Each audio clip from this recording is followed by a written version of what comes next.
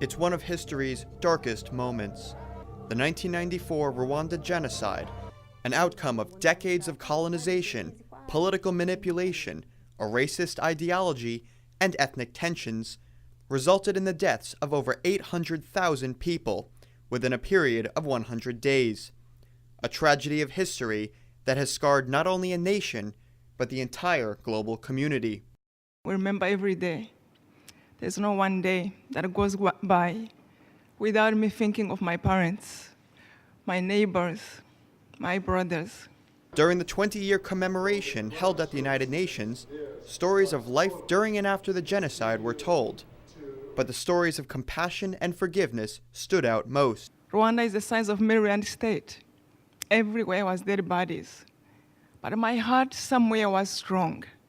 Many times I thought maybe I should just become a soldier and revenge. But somewhere in my heart, I hated what they were doing.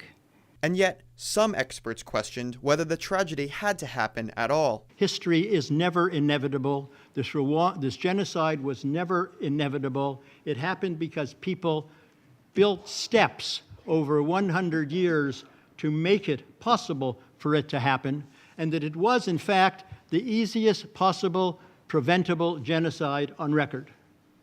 And it is the sin of the world that it wasn't prevented. Nevertheless, UN leadership joined their Rwandan counterparts to share words of remembrance and commemoration for the lives lost during the genocide. Remember, unite, renew. Let us be inspired by those words during the week of reflection ahead.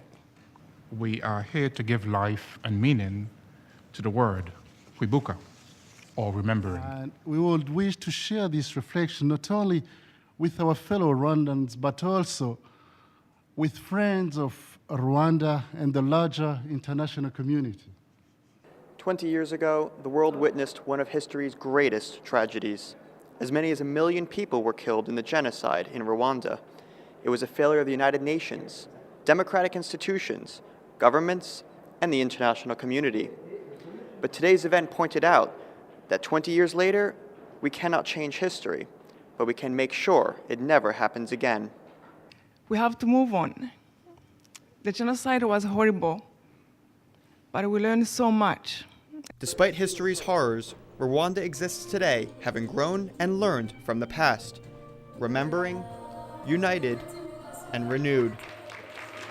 20 years have passed, and yes, we can still see the scars, but they have been sealed with promising skin that promises never to return where we have been. Today we stand tall as we keep you in our memory, as your spirits guide us to be a nation that is exemplary. For South South News, Brendan Pastor at the United Nations.